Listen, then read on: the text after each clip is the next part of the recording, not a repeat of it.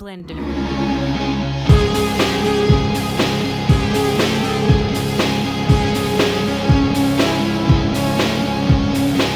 So, dude, I gotta say, man, when I met you, like you and Artuso in high school, you guys were digging the White Zombie. I knew White Zombie because of the movie Airheads, but and when How the Gods Kill, great tune. Kind of sounds a little bit like Super Beast. But dude, when exactly did you get into White Zombie? Because I've actually never asked you that. How did you discover White Zombie? Where does it come into your life? Once again, I think I just this time I wasn't buying a T-shirt. I just blindly bought a CD of theirs and stuff. And it was not the famous one. It was their remix album to Astro Creep, which is called Super Sexy Swang Sounds, and I still listen to that one to this day because it's fucking really good industrial dance music. Fucking, I kind of like, there was a part of me that sort of likes that version of More Human than the one that everybody knows. And I'll fight you to the fucking death for that. I love that one. Interesting, because I like the heavy version of More Human Than Human, but I think Rob likes the remix more. I'm not sure. Like, he always plays the one that everybody knows and stuff, but this one just starts off fast. It doesn't have too much of a big build up, and just, I don't know. It's more balls to the wall. Like, there's also interesting takes on Electric Head Part 2, which opens the album. It's not Part 1.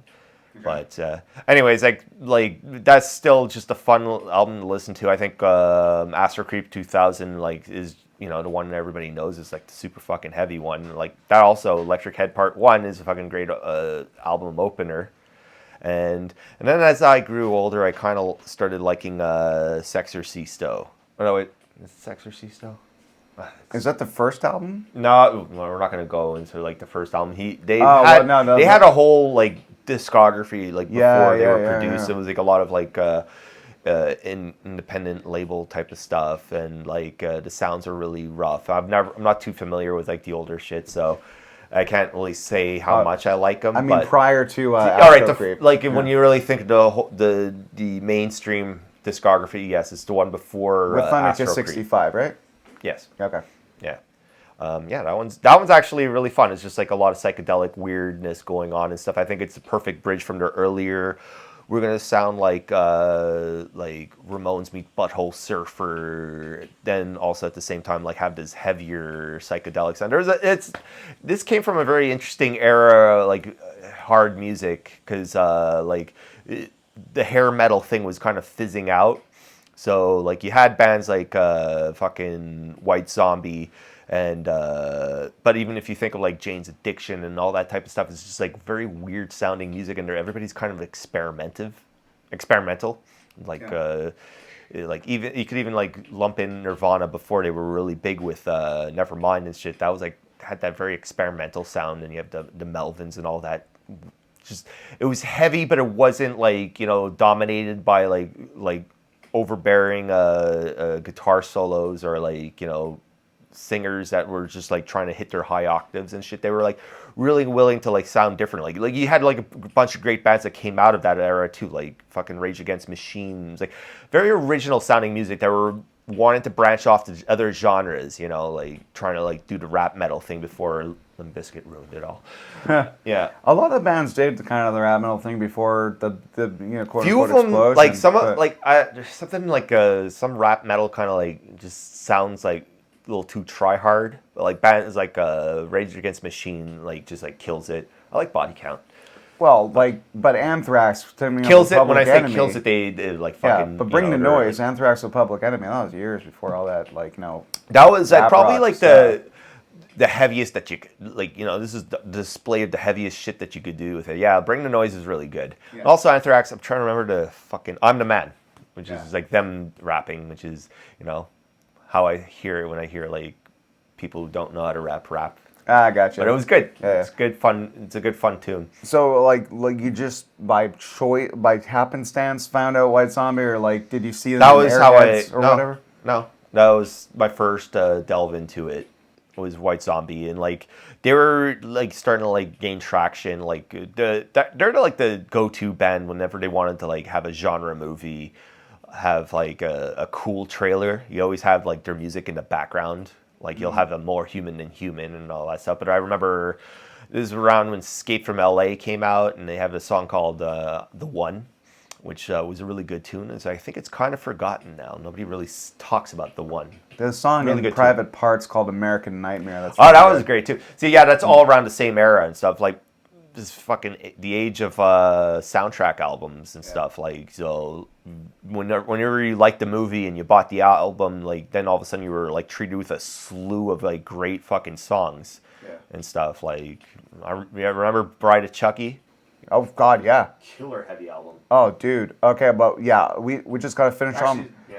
before we get into Rob Zombie as a solo artist, which I gotta say, is there anything else about White Zombie you wanted to talk about before we jump into him being a solo artist? Didn't really have anything planned. It's probably going to pop up when I think of it. Yeah, there you Not go. that I know of. I just kind of like White Zombie, even though like you could say it's more Rob's influence and stuff. But I think this is kind of like when we were talking about Alice Cooper branching off and like leaving to do his own thing and shit. Like, and he just took the name with him. Yeah. Rob took part the name. He took the zombie part and like left the white with them. It's important.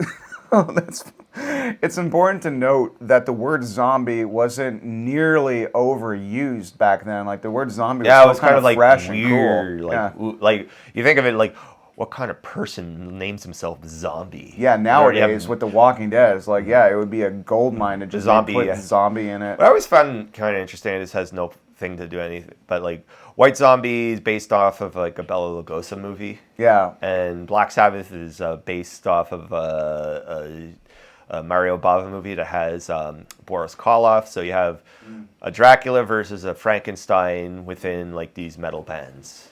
of course. Yeah. So that was like a little thing I wanted. If you asked me if I wanted to share anything, that's what I wanted to share. We'll say this about White Zombie. A really cool little anecdote is that Sean, the bass player, she's awesome. Sean Silk, yeah. Yeah, she's awesome. And Amazing bass player.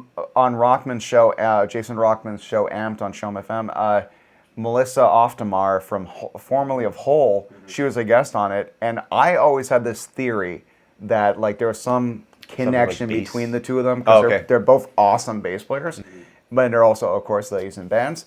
But I'm like, I wonder if there's a club of female bass players that because there wasn't about enough. Smashing There wasn't Pumpkins? enough, They have Darcy, a girl. Darcy, yes, Darcy from Smashing And then Pumpkins. also Cold Chamber had a girl Yeah. bass player. Yeah. Was she a bass Still do. player or was... Oh, it's bass player, yeah. Yeah.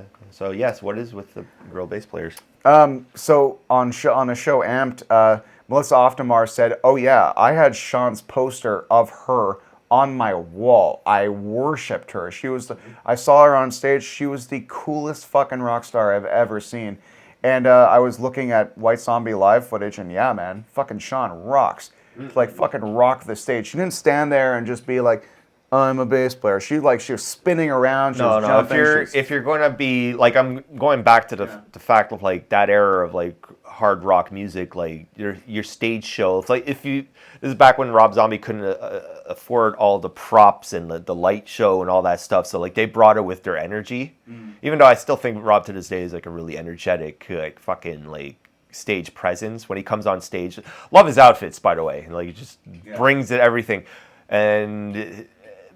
But going back there, man, like all you could really bring was yourself and maybe the outfit, the clothes on your back and all that shit. Yeah. So yeah, seeing Sean Zulshi nail it with like her fucking like bass performance and all that stuff, and also just be dancing and shit with great intensity. Rob be running from one end of the stage to the other. She has a book called "I'm in the Band," and it's a collection of photographs and stories. Is this a play on "I'm with the band"? Yeah, I'm with the band, which is a famous groupie memoir. Mm-hmm. So this is her I'm thing. in the I'm band. in the band. Yeah. So anyway, I always yeah. want to meet Sean. She seems so fucking cool. Maybe someday we'll. Maybe someday we will.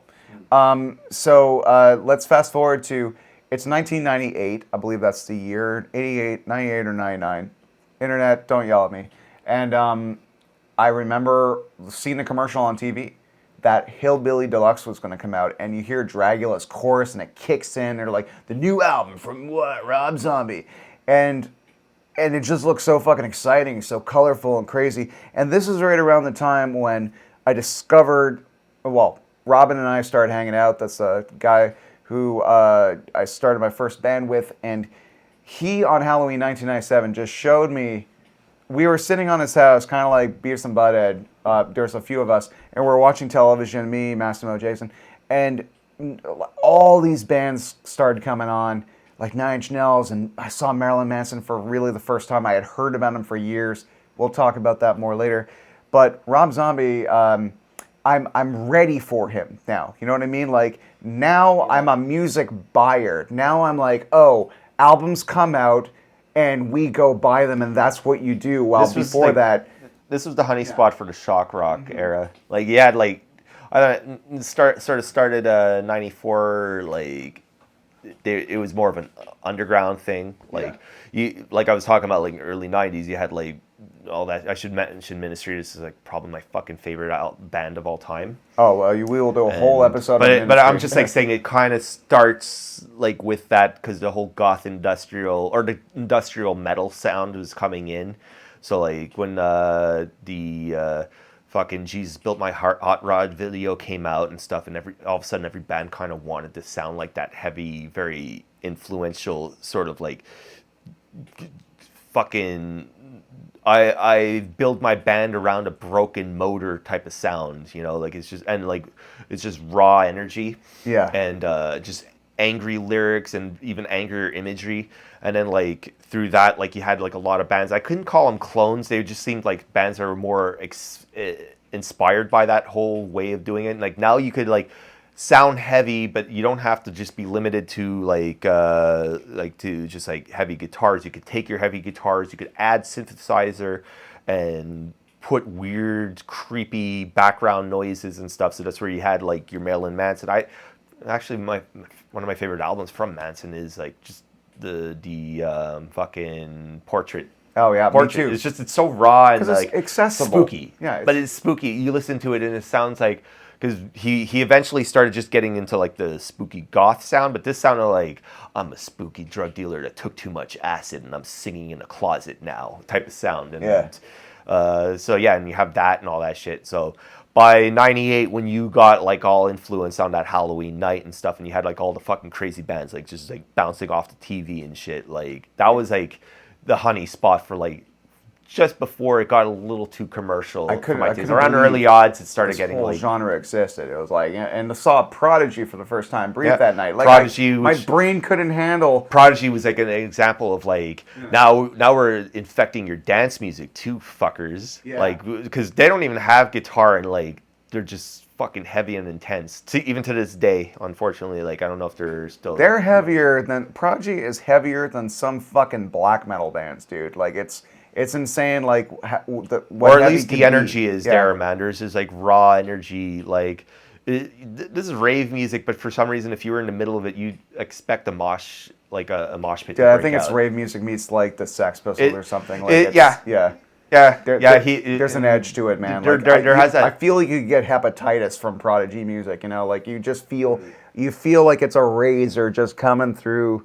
You know, that you just wiped your hand on a wall and like you saw like you and there's just a very, very like unsafe element of scum. Yeah, I'm not calling it scum, but yeah. So Rob Zombie's we're anticipating Hillbilly Deluxe coming out. Like we know it's coming out, and they're saying when it's coming out. So at this point, I'm used to the fact that kids buy albums. Like, you know, prior to that, I had a Beach Boys album, I had a Weird Al tape, and I had my sister's Green Day CDs. Like now I was ready. Now I could be a consumer.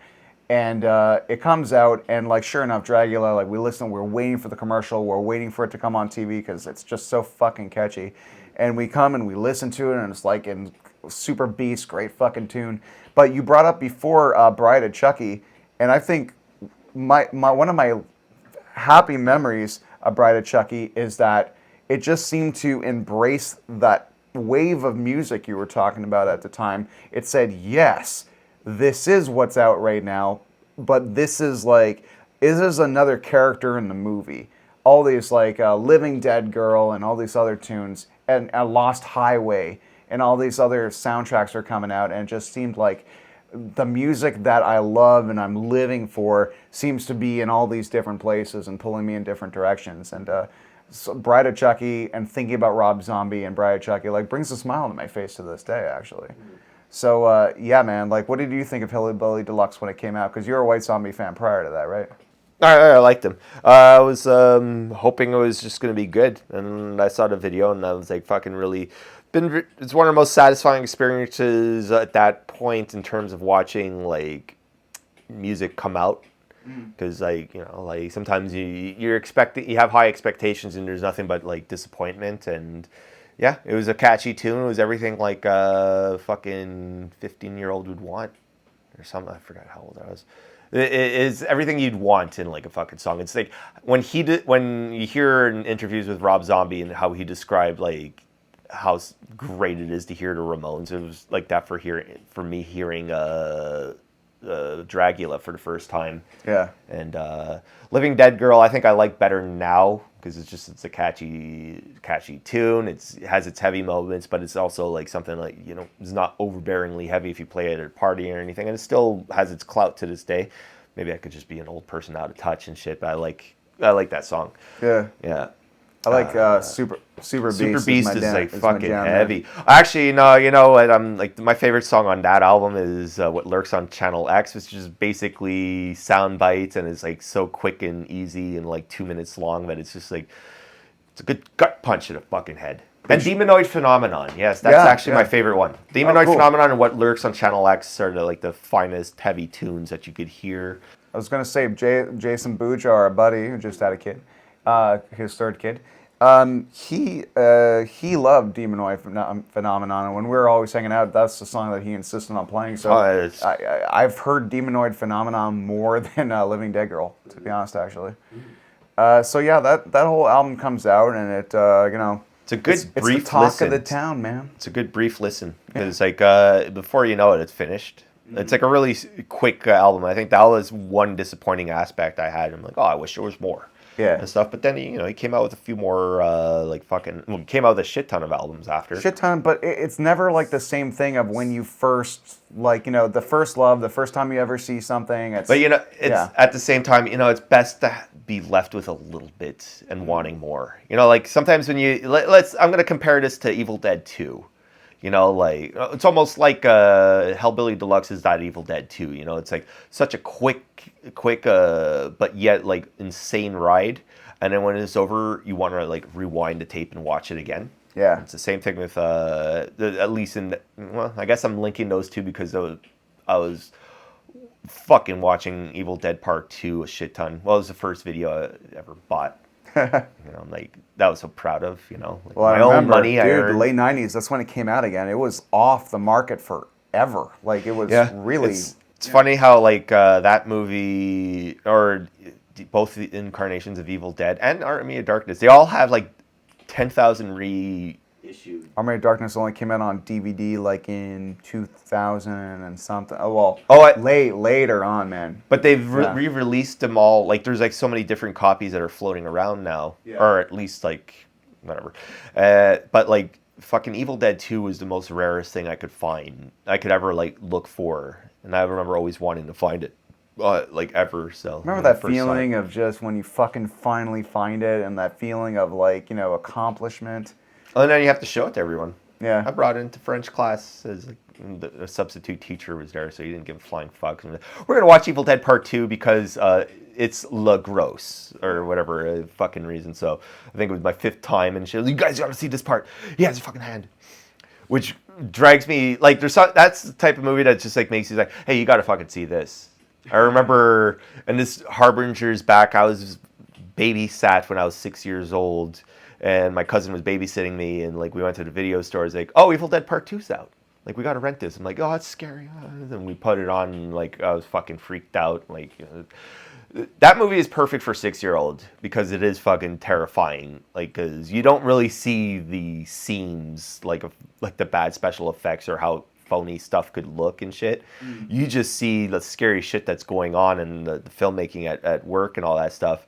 And the hilarious thing about that was that and Pee-wee's Big Adventure that both terrified the shit out of me when I was a kid. I don't think Pee-wee's Big Adventure was supposed to terrify you as much as Evil Dead was. I think that shit still terrifies me to this day. If you have a thing against clowns and stuff, check that fucking movie out and you tell me it's not scary. Well, speaking of movies, we're going to keep all this... Oh, no, please. Yeah. If you're not done, get it out of your system. I'm just like saying like that was the type of thing like where, okay, so we saw it once, and that's the great thing about this movie being like so brief. So it finishes, and my cousin's friend comes in, and he's raving about the fucking movie, my cousin, and he's like saying there's a part where like his hand comes to life and it starts beating him up and stuff, and then he falls on the ground and he's knocked out and his hand sees a knife and he's crawling, and like at this point my cousin's on the floor and like dragging himself by the knuckles, like mimicking what the fuck's going on, and the guy's like, well, we got to see this. So by the end of that day, like me being 6 years old, I think we saw the movie like 3 or 4 times.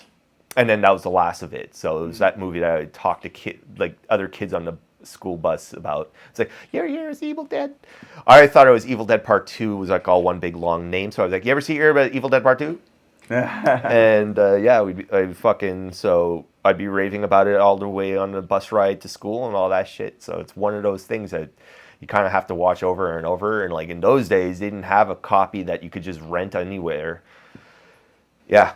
Yeah, or buy.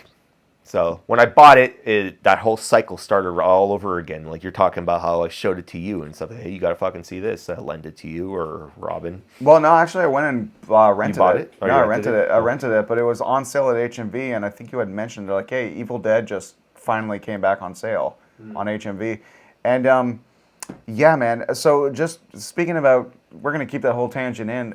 Speaking of films or whatever, like Rob Zombie.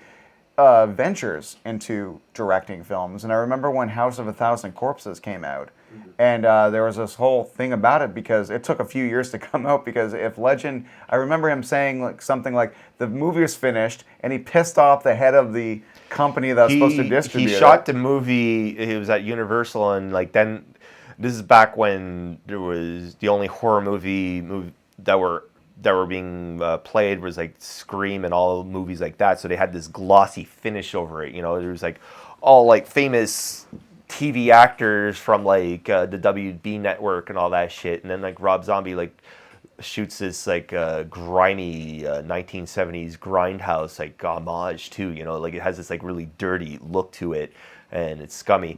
I always find it was like a fun movie to show your kids, but that's just me. And it's so colorful. It's like this room, you know. It's like fucking like so bright with colors and like all fancy shit that's going on and stuff. But when he did that movie, actually the movie started off as like a theme park ride idea. I think they were approaching him with, and he shot it on the Universal. So, I forget the details for that. He just ended up shooting it on the Universal backlot.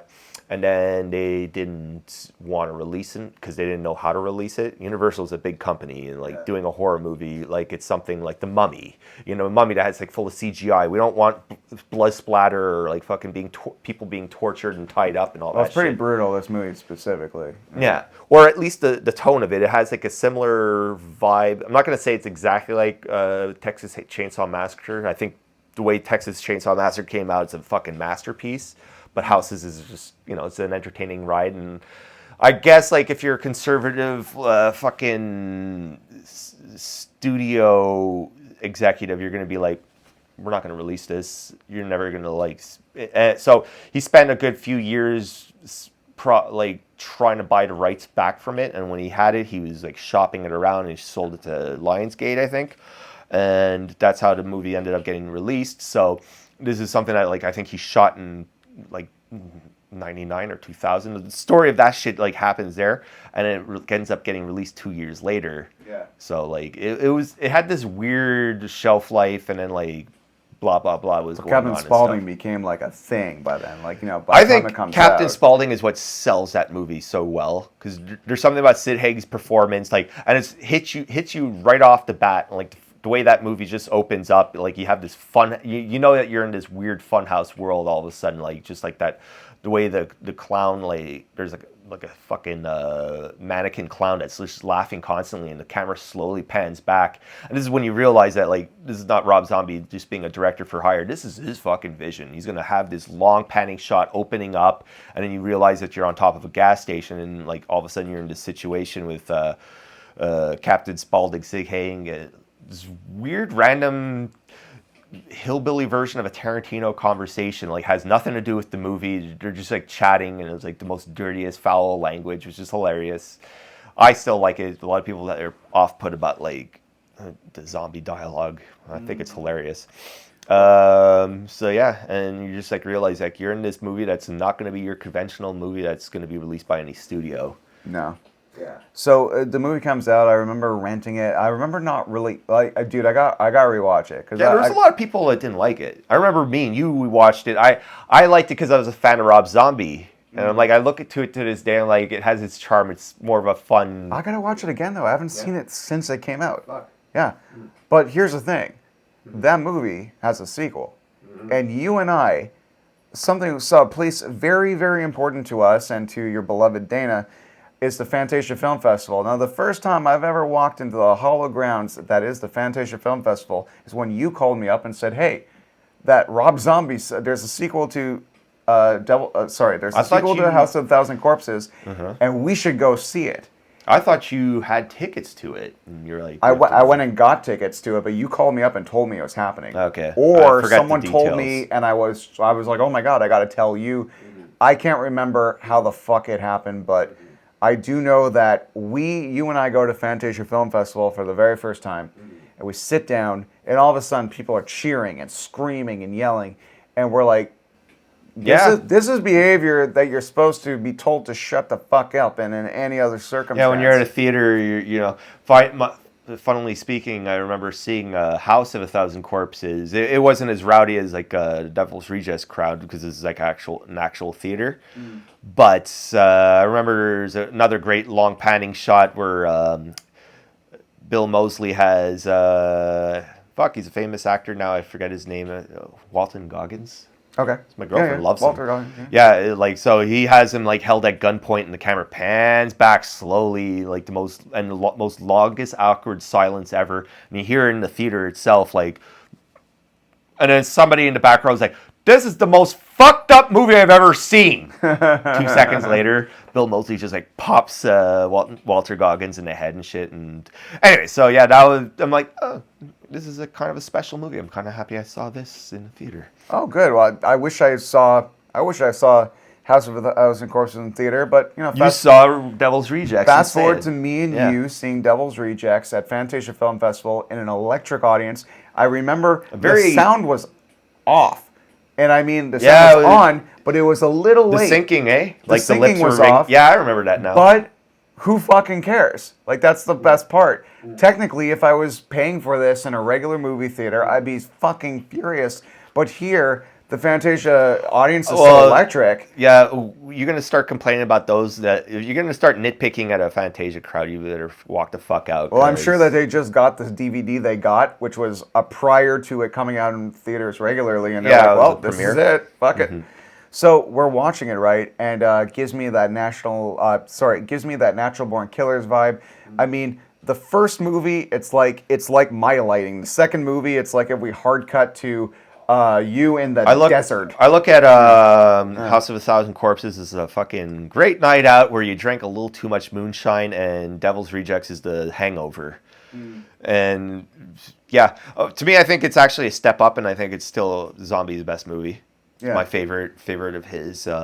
Me too. It's just that like he's wearing all his influences on his sleeve, but at the same time, he's like fucking like bringing his own voice to it. Yeah, and the acting is fucking superb. The dialogue's great. Everything, it's fucking awesome. Every note that he's trying to hit is like fucking nailed. It's like seeing a guitar player try to play the perfect solo and like hitting every note like at tandem. Like even if it was a mistake, it still sounds great. Yeah. And it's a really. I think that was like a fucking really. It was the first time I ever saw like Leonard Skinner used so properly. Or I think it was my first time, like, really actually liking that song.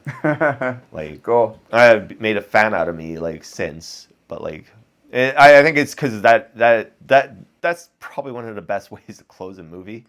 For sure. Yeah. And The use of Freebird. Like obviously anybody who doesn't know, it's just the way to close that fucking movie. so we see that, and you told me though that you saw it again. Like you brought some people, and you're like, "Oh man, this fucking movie's great." And like you see it again, it's great, but the Fantasia audience isn't there. It's at a theater, and there's like 6 other people, and like you got it's in the middle of an afternoon type of thing, so it's like everybody sometimes goes to see a movie to escape the heat.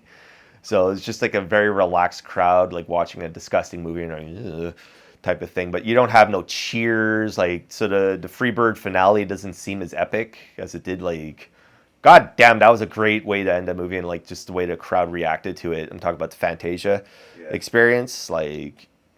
Fuck. I remember somebody almost walked out and somebody said, "The movie's not over!"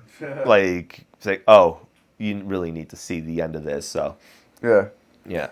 Oh man. Okay, so let's fast forward a few years where that's obviously his crowning achievement, but Rob Zombie kind of like he never thought he would be like the remake guy, but all of a sudden like he makes a Halloween film, like a remake of Halloween, and you and I hadn't talked to each other, like just life happens, pre-internet, so you lose track of each other, and life happens. You called me and out of the blue, and you're like, "Hey, would you like to go see the Rob Zombie Halloween movie?" And here's the thing. Me and our friend Big Dave were supposed to go see that movie with our buddy Jason and Jason's girlfriend at the time, Jen. And we were supposed to go see it with them. But you called us up and I called Dave and I'm like, "Dude, we haven't seen Marco in 2 years. I really want to reconnect. I want to I want to sow that. I want to water that plant and get." And I'm like, we can't say no. And plus, Marco and I had this experience where we saw Fantasia Film Festival, and Rob Zombie movies are kind of our thing. And Dave's like, "No, I agree." So, despite pissing Jay off, we go to the South Shore to the newly built Dick's 30, like this big crazy movie theater that's a standard in the South Shore now. But all those years ago, it was kind of a new thing. And we see the movie, and I had a blast. I mean, I'm not nearly as much of a Halloween fan as your brother is, and your brother can tell you everything about every Halloween fan. I love the first movie. John Carpenter was a big, you listen to our band Botoxic Foxes, people. Like we love John Carpenter, obviously. And when I was learning how to write music that wasn't just punk songs, it was all based on John Carpenter's have a riff and then build and then build and then build. His layering and building on top of a layer on a layer. Yeah, that's how. So it makes lasagna music. So here we are with the Rob Zombie movie, and it's a remake or whatever, but I'm just like, I don't know if it's that I was so excited to see my friend again, but I just remember being so happy to be in the cinema and experiencing it, and just kind of the movie happened. This movie is like, the original Halloween if it was sprayed with mace and chugged Red Bull, like it's fast forward hyper. We've reviewed the movie before. If Devil's Rejects had a company play or something, like if you're doing this as a live performance, and you take the same players and we'll just put them into the Halloween movie and see what happens. It's pretty much American Horror Story. They just keep the same actors and just But before that was a thing. Yeah. But that's how I feel about Halloween. The Rob Zombie Halloween movie. I think I said it the last time we talked about it. It was it just makes a good character study on a psychopath. I think it would be a better movie if it didn't have the name attached to it. But at the same time, that movie wouldn't have been made if it wasn't approached to be made as a remake, Yeah. So it's a snake eating itself, basically. Yeah. And stuff. And the best things about that movie are really good. Mm-hmm. And I think where it lacks a little bit is more when we fall into the familiar territory of Michael doing the stalking, which is interesting because it suddenly turns into the Psycho shot-for-shot remake movie. Basically, you have almost identical shots reoccurring from the remake and all that stuff, just with the Rob Zombie-isms peppered through. Gotcha. So, yeah. Okay. But really, to me, sometimes it's not even the destination; it's the journey. And Yes, to me, for and to sure. me, the journey, seeing you again after all these years, and Rob Zombie and the whole thing, Hillbilly Deluxe, being that life force of when I first became like a real CD buyer, just it all comes full circle, and just Rob Zombie's had many movies since then, and they're not all my favorite. I have not seen them all, but at the same time, I got to say that Rob made a very big impression on my life, both musically and from a film perspective when it came to introducing us to the world of Fantasia. And I got to say, Rob Zombie, he keeps doing his stuff. He made a new album recently, and it's very cool. And it's, John Five is a great guitar player. I like his new album. Yeah. I think it's actually his most catchiest work. I like, what the fuck's his name? Crow. Ah! Okay, we'll forget I said Crowley that. or something? Or? No. Okay. I just forgot the name of it. It's the song Closer, but like that riff is really good. Or Boom Boom Boom is another good one on that one. It's more of a slow and subdued stuff, like, which, when people think of like his music, they think like it's more like, fast and crazy and fast, but like I like some of his like slower stuff too. Like Pussy Licker is a fucking great song. It's just like funny and very like twangy and good double entendre on the word pussy liquor. So nice. All right. So anyway, Rob Zombie's still killing it, still doing his thing, still putting out albums that are like fucking relevantly good, like you were just saying. And recently, he just completed work on the new Munsters film, and that will be coming out this year. And this year, guess what? Doesn't have that many months out yet, so I'm assuming we're going to be seeing this in the fall. And it's really cool because we get to also see a Tim Burton Addams Family series called Wednesday, and there's a Hocus Pocus too. So it's going to be an interesting fall for those of us who like remakes and nostalgic shit. But anyway, yeah, if you want to relive the 1960s horror TV shows.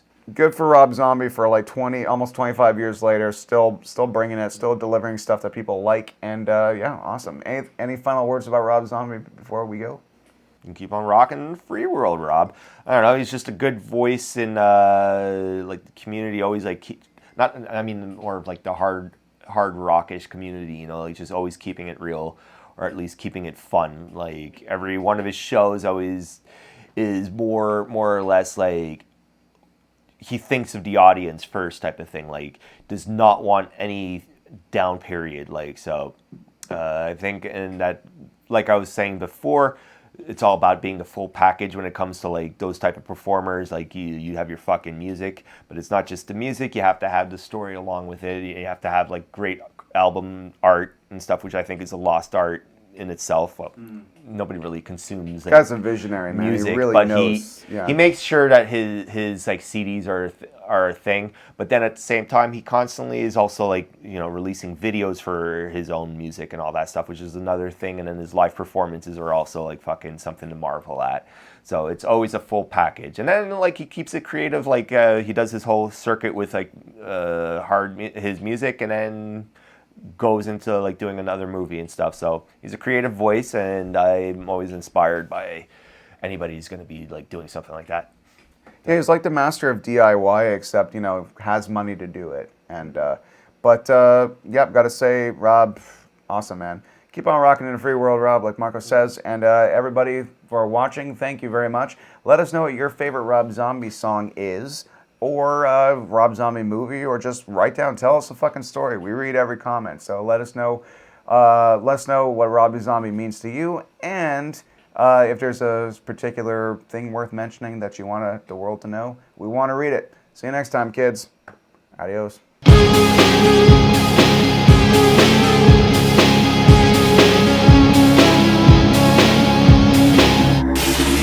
Mind Blender.